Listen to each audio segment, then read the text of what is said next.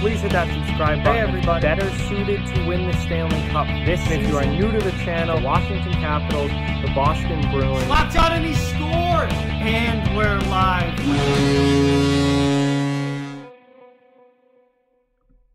Hey everybody. So today I want to talk about a team that is in one of the toughest salary cap situations in the NHL right now and still have some major moves to make, and that is the New York Islanders. Before I fully get into it, I just ask that you please subscribe if you are new and hit that thumbs up button if you haven't yet.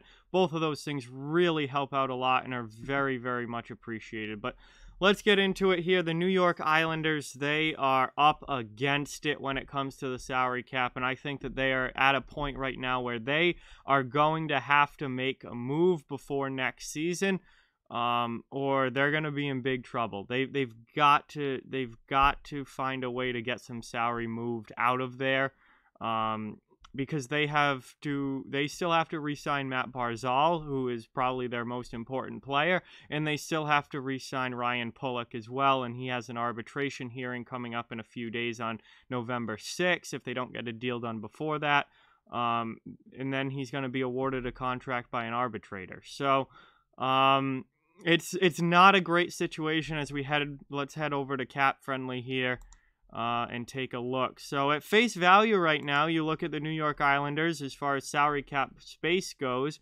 and they're pretty down there on the list. At face value, they've got $8.9 million in cap space right now, and you're like, whoa, that's a lot. That's not a problem. Well, no, they don't have $8.9 million in cap space right now.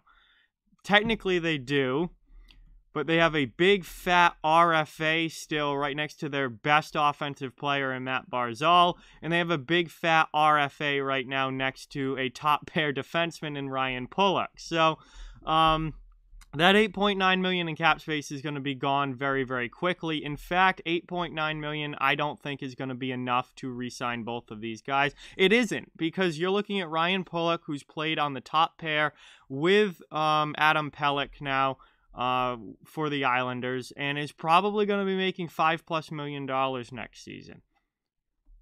And okay, so there's best case scenario, he signs at $5 million.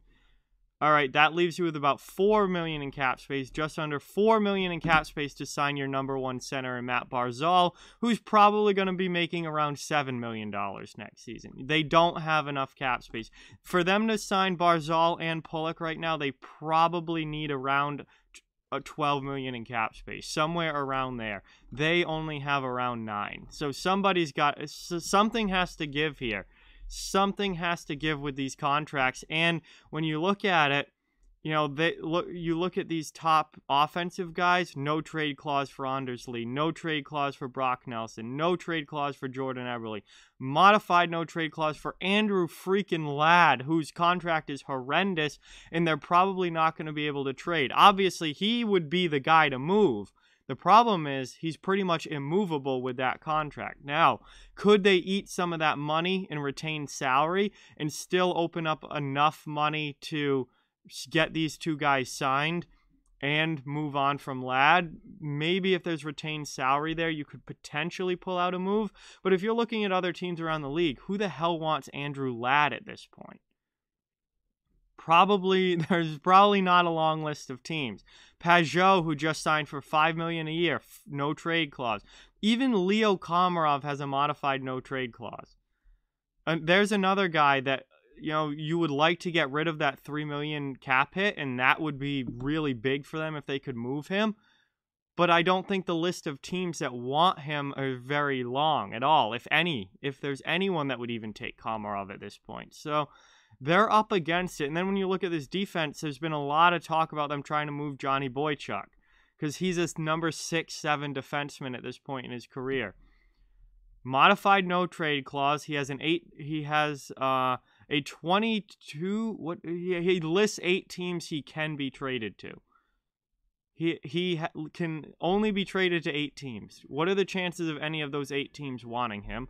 And he's making $6 million a year, which is I mean, obviously, vast overpayment for a player of his stature at this point in his career. Now, you do have Nick Leddy, who's 29, making $5.5 million, and doesn't have a no-trade clause. He's probably the more likely defenseman that you would be able to move. Leddy is movable because he doesn't have the no-trade clause, and he's a better player. He's still a middle-pair defenseman, at least. At $5.5 million, you might be able to get a deal done there. But looking at this is not a good salary cap situation. They do not have enough money right now to sign both Barzal and Pulock, and they've got a lot of guys with no trade clauses. It's not a great situation. And when you look ahead to next offseason, the only UFA coming off the books is Casey Cizikas at $3.35 million. And do they really want to lose Casey Cizikas? They may not have a choice. I mean, it's not like they have any of these big contracts coming off the books. They're all long-term deals. I mean, Andrew Ladd, after the 2022-23 season, is the first big contract coming off the book as far as forwards go. And on defense, you've got Leddy and Boychuk coming off in a couple of years, but they still got a couple years left. I mean, this team went all out to try and build a contending team. And they made it to the conference finals last year. And they had a really good team. And they've got solid defense. They've got a good forward group. The problem is, I think a number of these players in the forward group are slightly overpaid. And Andrew Ladd's contract is coming back to absolutely kill the New York Islanders. Because he isn't even, doesn't even really play much at the NHL level. He isn't producing, and he's making $5.5 million. And where they're at right now, that contract is absolutely killing them. They'd be in okay shape if you just wiped Andrew Ladd off of the screen here. If you could just wipe him off the screen, the Islanders would be in decent shape. They have a good team, a playoff-level team, a contending team, and they'd have enough cap space to get Barzal signed at around $7 million, and they'd have enough cap space to get Pulock signed for probably $5.5 million, whatever he's gonna get. And you'd be in decent shape if you got rid of Andrew Ladd. The problem is they're stuck with Andrew Ladd. He has a modified no trade clause. He has a 15-team no trade list. He's making $5.5 million a year, and he's a guy that isn't even regularly playing in the NHL at this point. I mean, this is rough for New York. So they've got moves that they have to make. I don't know how Lou Lamoriello and their management team is going to handle this. It looks right now like somebody has got to go. They've already had to trade Devon Toews to Colorado because they did not even come close to having the money to re-sign him and Pulock. They decided to keep Pulock, who's the better player. Toews got a contract from Colorado at $4.1 million. Pulock's a better player and plays higher in the lineup than Devon Toews did, so he's going to make more than that. Like I think Pulock's probably going to get around $5 million a year. And then you've got Barzal, who's your number one center. Maybe you could get Barzal to sign a cheaper 1-year deal and maybe get him around $6 million or something like that. But even then, you're looking at having to do this all again next season with him, and he's going to want his long-term deal at that point, and he's going to be making $7+ million and could potentially get up near pushing $8 million depending on the kind of season he has. If they think he's a legitimate number one center, then you're going to have to look at contracts like Sebastian Aho in Carolina as kind of a base point of like what he's probably going to get, and that's around $8 million, which again, I think Aho's a better player than Barzal. So that's why I have Barzal kind of knocked down by like around $1 million, but then that's still going to be $7 million a year for Matt Barzal as a number one center. And they just don't have, that's going to be tough for them to do financially, because all they have coming off the books next offseason is Casey Cizikas, and that's it.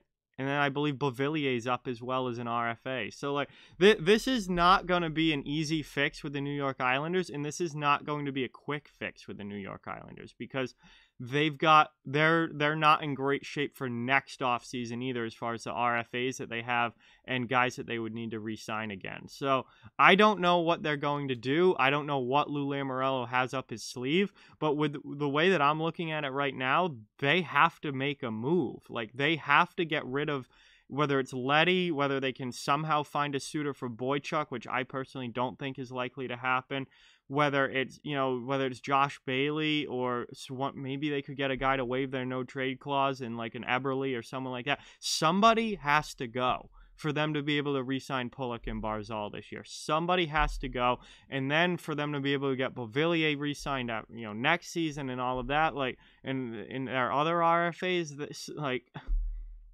they're going to have to move a big contract at some point. I don't know exactly how they're going to do that, but they're going to have to move somebody. And they've backed themselves into a corner here with these contracts. And I understand that, they wanted all these guys signed long term, and this is the core of this team, and that they were trying to be a contending team, made the conference finals last year, but they're really tight up against it salary cap wise. And I think when you look at the salary cap not going up in when it was expected to, it was supposed to be going up for next season by a pretty significant amount. And when the Islanders signed a lot of these deals, they expected the cap to be going up.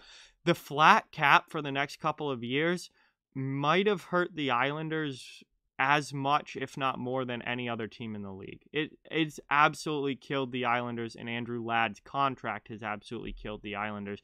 And now they are up against it in a very tight spot. And they're going to have to figure something out there on the island. I don't know what Lamoriello is going to do, but they've got to do something to get these, Barzal and Pulock signed, who they desperately need.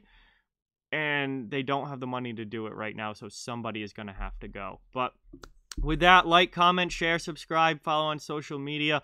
All those links are down in the description. If you'd like to further support the channel, the links to our Patreon, merchandise store, and donation link are down in the description as well. Keep spreading the word about this channel. Let's keep this thing growing. Thank you very much for watching. Hope you enjoyed the video, and I'll talk to you guys soon.